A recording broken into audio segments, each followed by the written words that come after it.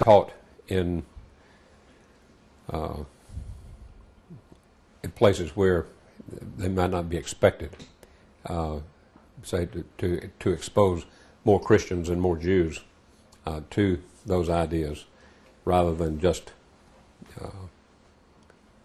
to be used in the Islamic community, because I think that there's a lot to be learned from his thoughts and ideas. Well, the second part of the question was if you were to meet with them. Tell him,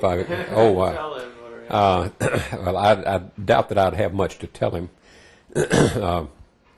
What I would hope to do would be to learn some things from him, because I don't think there's any question but that we're talking about a great mind, probably one of the greatest minds of our time. He and I, by the way, are within 2 or 3 years of the same age. So we've kind of come up during the same time in history, and have seen a lot of the same events going on in the world.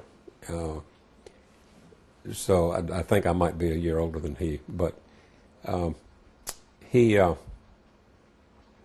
obviously has done a lot more thinking about how to achieve world peace than I've been able to, and some of the things that I would want to question him on would be some of the things that you've asked me about how to get his ideas out, how to promote world peace more, and how to.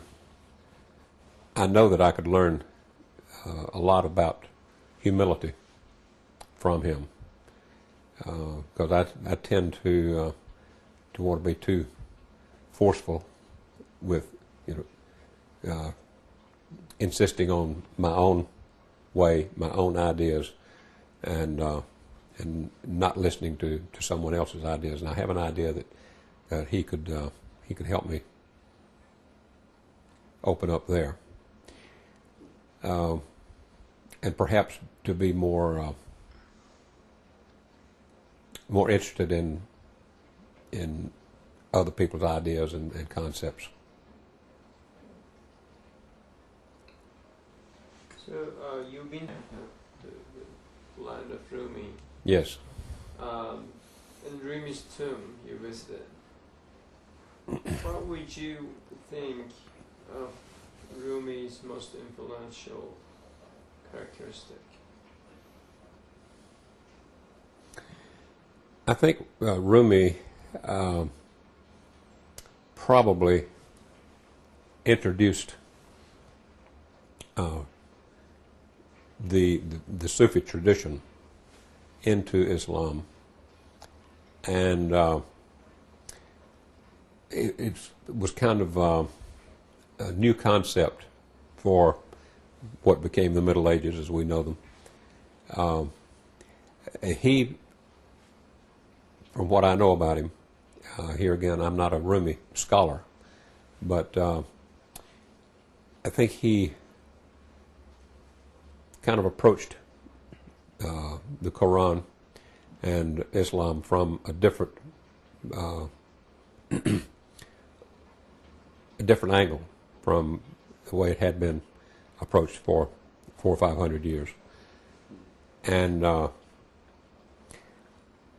my idea is that a lot of people today have a misconception of a lot of what he was saying because of the translation, the difference in the translation, and a lot of people have the idea that Rumi was a poet and he wrote a lot of love poems, which in my understanding is true, but that his love poems were primarily directed upward rather than outward, and that his expression of love was between man and woman and God instead of between man and woman, on a horizontal basis, if you will. But that's probably a Western concept that we in the West have probably adulterated what the real meaning was in Rumi's poetry. But when we read it from the standpoint that he was talking about a relationship between human and the Creator, it takes on a whole different meaning. So what about Prophet Muhammad, peace be upon him? You've mentioned that Rumi and Gulen has benefited back from his times when he was really understanding and kind of open to the others, and also dedicated. There's a whole chapter in Quran dedicated for Mary, the Immaculate, and in the so with the current political events happening, some things happening about him. So do you think he's not enoughly understood in the West, Prophet Muhammad? Prophet Muhammad, I don't think it's in the question, but that he is misunderstood in the West. And more and more we hear, we see in print, and we hear on television and so forth, that Islam is a religion of peace.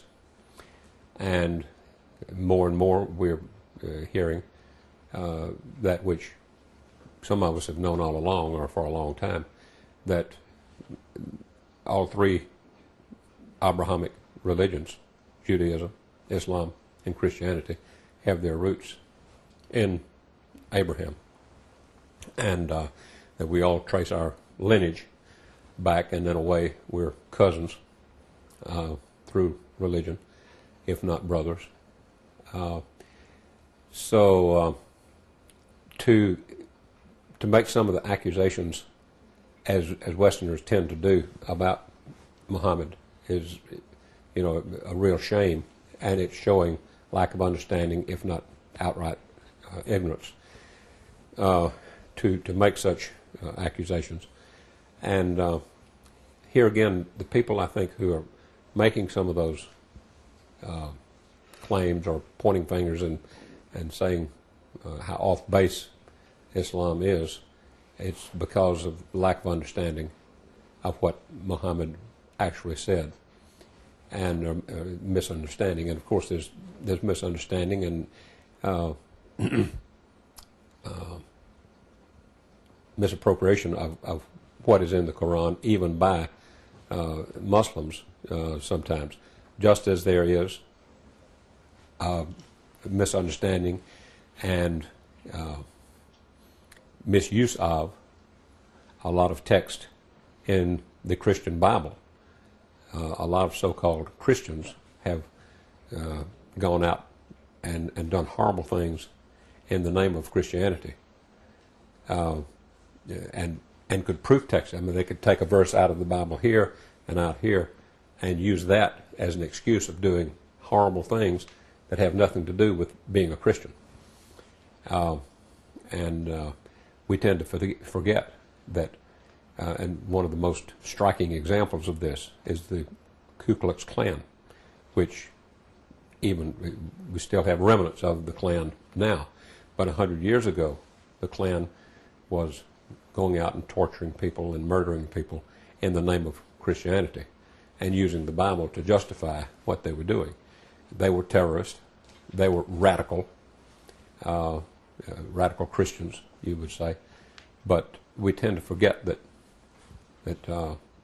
this is done in every religion, and every religion can have its misguided adherents who do things that the people who started that religion had no idea of doing, and they misuse the religion, and that's when religion becomes evil.